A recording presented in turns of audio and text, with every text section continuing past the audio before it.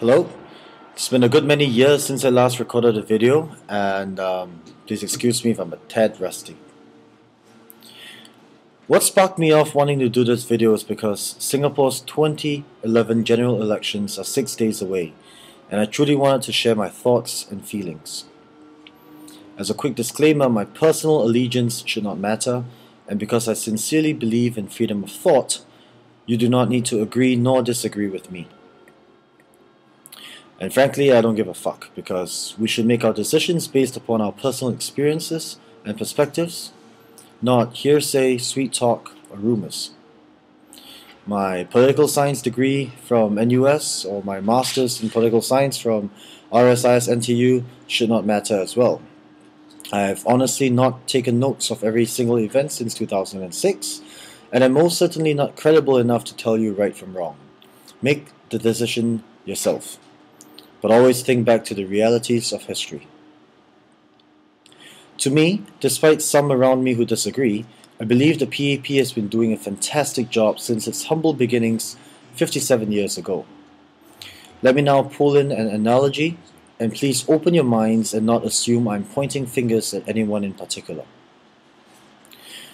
In a usual family unit, there's a father, a mother, and two children. In the formative years of the children's childhood, the father and mother will work and save hard, all for the sake of a brighter and safer future for their children. The children will be pampered and protected within all the powers of the parents. If you are a parent, you should understand what I mean when I say unconditional love.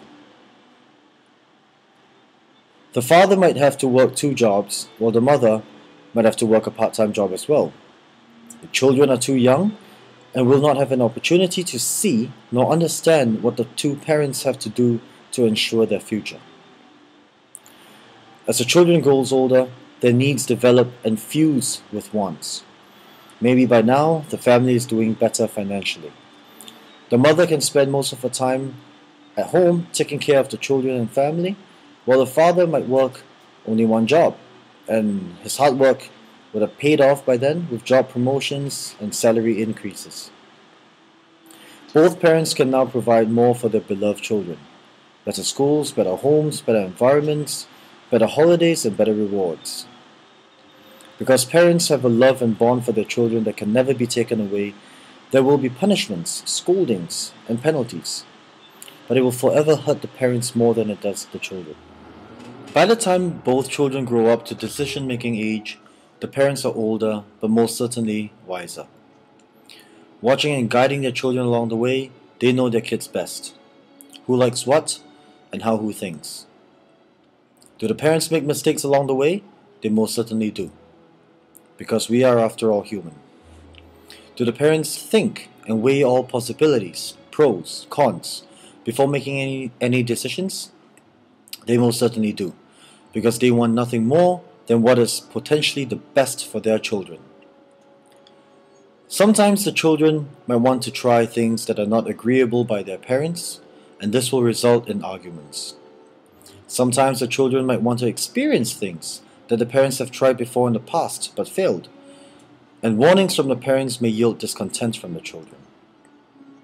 Nonetheless, at times of crisis and trouble, the children will return to the comforts and familiarity of their home and parents, believing their parents will try to shield them from the harsh realities of the outside world.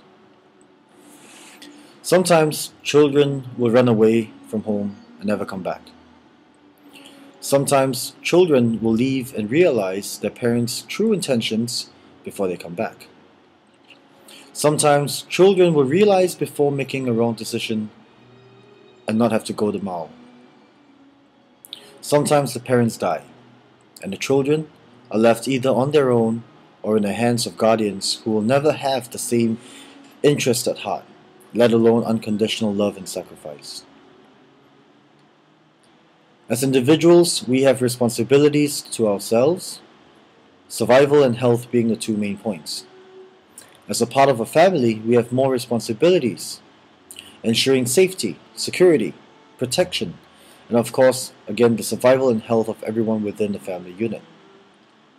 As a part of a community, we have to add onto that list Matters such as consideration for others, cleanliness, manners, selflessness, and the list goes on. To quickly refer back to the family unit analogy, please do not for 1 second assume I am stating that the government is represented by the parents and the citizens, the children.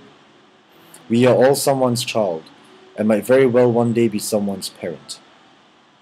We need to look beyond things, such as why decisions are made, and accept how some of those decisions may sometimes end up being bad ones.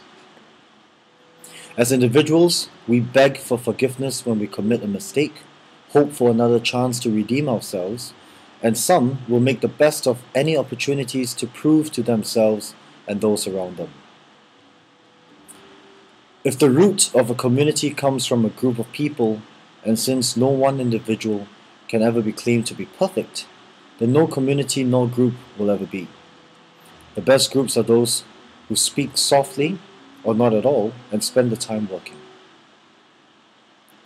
Ask yourself, as humans, have you ever taken anything for granted?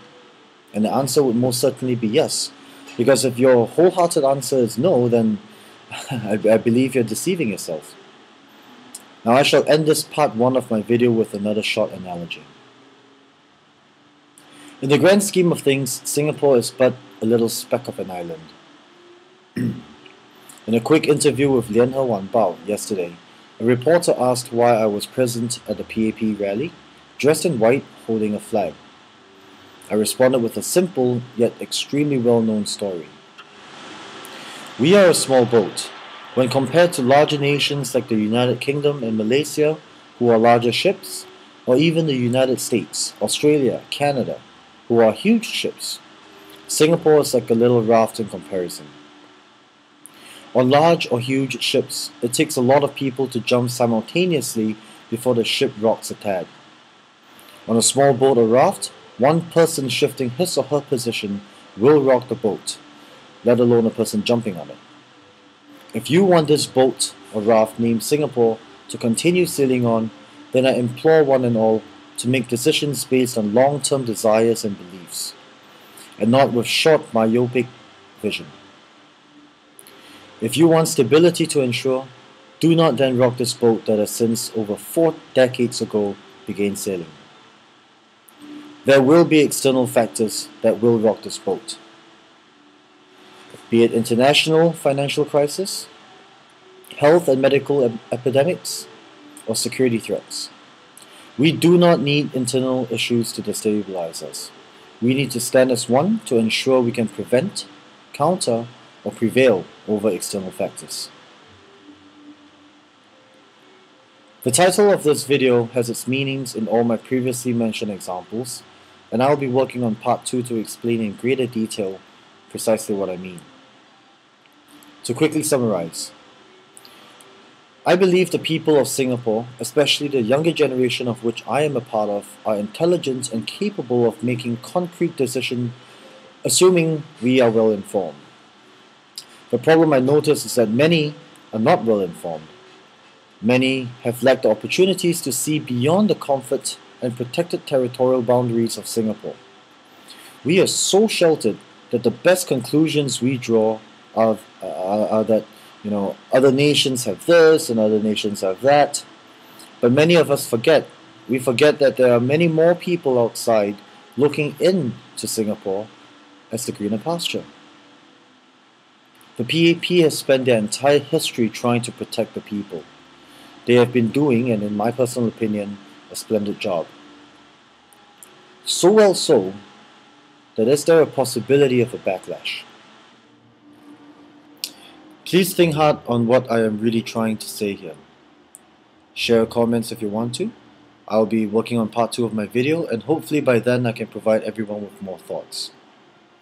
Before I go, spare a minute to think. Are we too well protected? So much so that we sometimes forget about the harsh realities beyond our borders. Thank you.